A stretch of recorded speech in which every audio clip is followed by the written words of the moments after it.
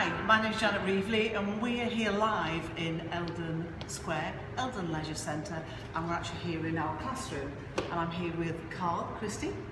Hello everyone. Who's slightly out of focus. I'm just going to alter the camera, so this is live to you all now if you're watching. And we're going to be discussing sports massage therapy and the questions that you've been asking us over the last few weeks. We've got a great question for you today, but before we start, I'd just like to introduce Carl, and Carl's just going to very briefly tell us a little bit about his sports massage therapy history. Is that okay, Carl? Yeah. And I'm just going to turn the camera around. So these are our new live feeds, so it's all real as you see it. So, quick intro, Carl. Hi guys, I'm Carl and I'm one of the sports massage tutors here at Fit Training. I originally started my training as a Swedish massage therapist, which can be another branch for sports massage therapists. From there, I worked with general population clients, also athletes as well, as I continued my training through the different levels of sports massage before going to university to complete a degree in sports medicine, which covered a huge component of the sports massage as well. And now I'm here teaching my knowledge, teaching my experience to our students at Fit Training. Awesome, that's great. And the word awesome is interesting because today the question that we've got from Catherine Forte, thank you very much Catherine. Catherine asked us, and I'm not sure whether you can actually see the board, but Catherine asked us, could she give you some tips on how to be an awesome sports massage therapist. So that's what we'd like to share with you today. So we're going to give you 3 tips on how to become an awesome sports massage therapist. So perhaps you're beginning your career and thinking about becoming one. Perhaps you've done some other training courses and looking to upgrade, or you may be a personal trainer who's thinking about adding sports massage therapy to your client base. So we thought we'd share that with you as well. Feel free to actually post a question live while we're here on air and we'll answer that. If we can't get round to everybody, then we will keep your questions and we will be here every Thursday, and so we'll answer them all over the next coming weeks. So great. Thanks for those who are watching live now. Hi.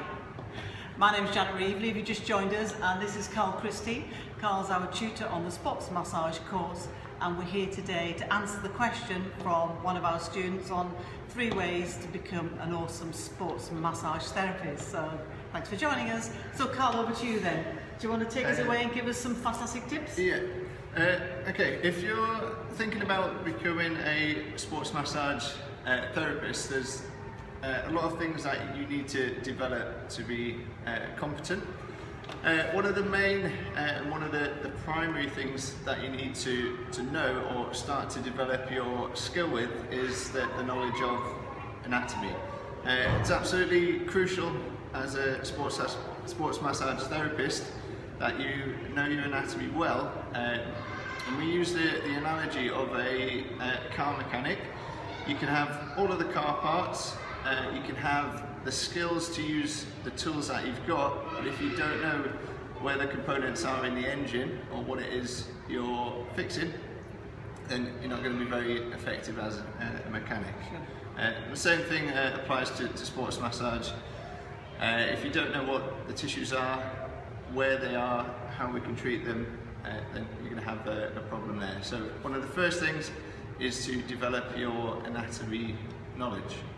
Awesome, yeah, fantastic tip.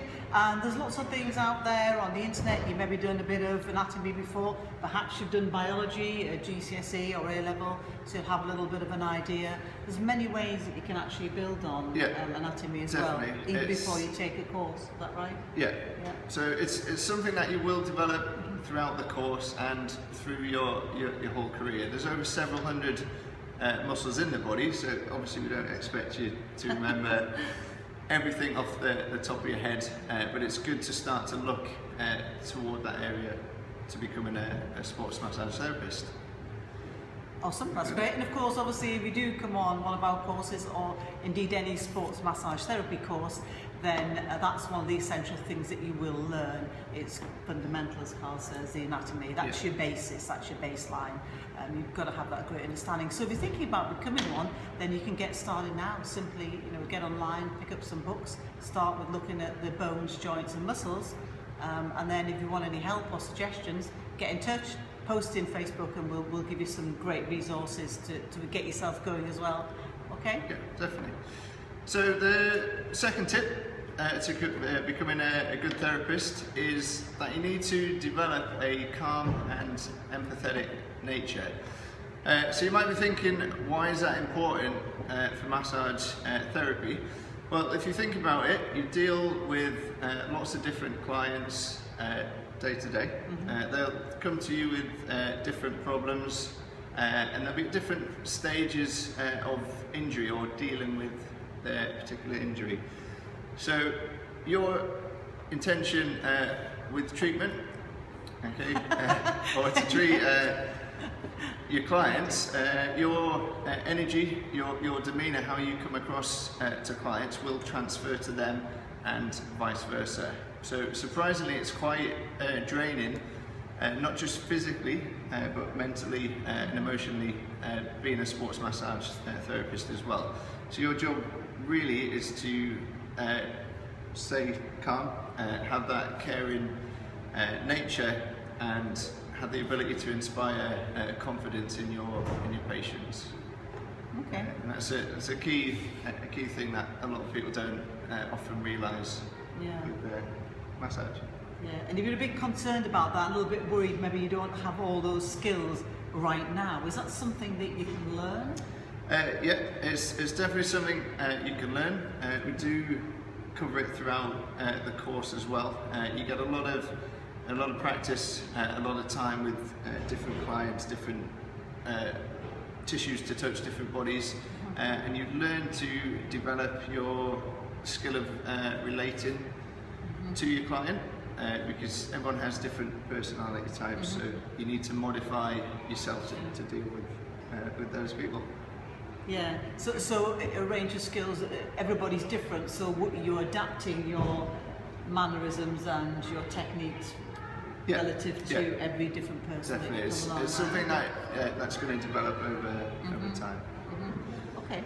That's quite a worrying aspect, isn't it, for most people, isn't it? What do I do with this client, and what happens if this happens? And so is it the confidence often for people? So some of it's a little bit of confidence, which you will develop through your training anyway. A little bit of that is the knowledge, being able to recognise signs and symptoms with your patients, and then the last part of that is just experience.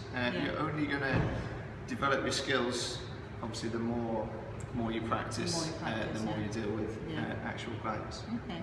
And is that something during the course that if people want to practice? You mentioned that you get opportunity to do that, so you get to practice on real people while they're on the course? Yep. Throughout the course, obviously you'll practice on your peers. We can bring people in to practice on. We can supply you with different people. It's always interesting having a group of people as well, because I guarantee everyone has something wrong with them.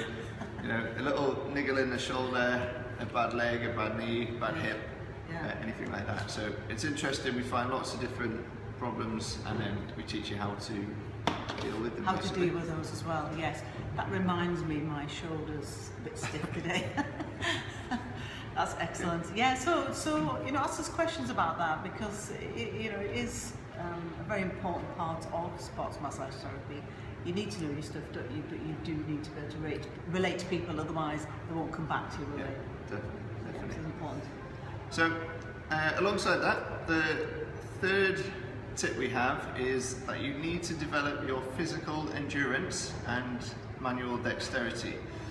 So why is that important? Okay, obviously if you're massaging 5, 6, 7 or even more clients in a day, or you may even be working with a sports team where you've got like 12, 15 athletes there, it's physically demanding. Yes. Okay, so it's important, obviously, that your fitness is there to be able to do the task of massaging all your clients, but also so your own body doesn't break down.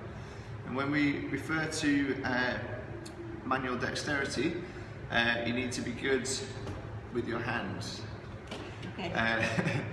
With that, when we talked about point number one, with the anatomy, each tissue in your body has a different feel, so you need to be able to locate where it is, know the difference between how a muscle feels compared to a nerve, compared to bones, joint capsules, anything like that.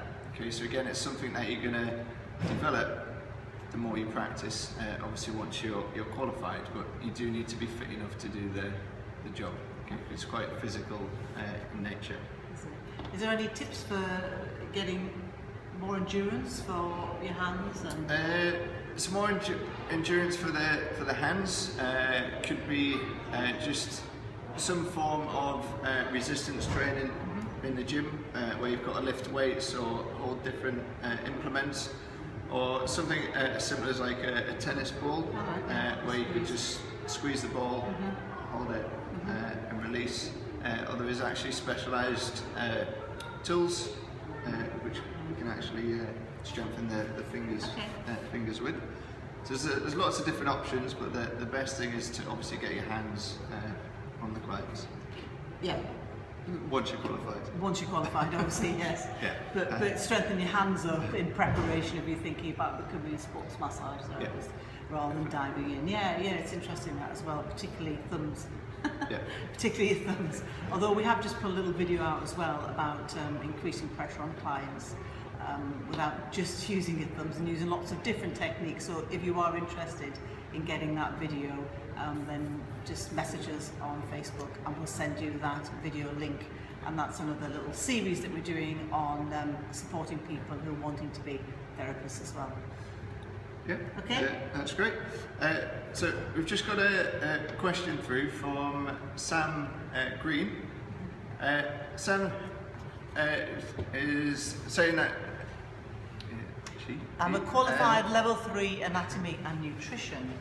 That's in the yes. I'll just check that. For Sam, okay, if you're qualified in level 3 anatomy and nutrition, that would be a great start for you to enter into the world of sports massage. Some of that will be a refresher, but will actually be adding more knowledge to your level 3 anatomy as well, as it's specific to sports massage. So if it's something that you're interested in, definitely that's a good place to start with what you got, but we will be developing and adding to your knowledge as well. Okay, great. Thank you very much indeed for that question, and we hope that helps. Feel free to pop an additional one in. We're going to be live for a few more minutes, so if you have any more questions or you want to come back on that response that Carl's just give us, then please do pass those through.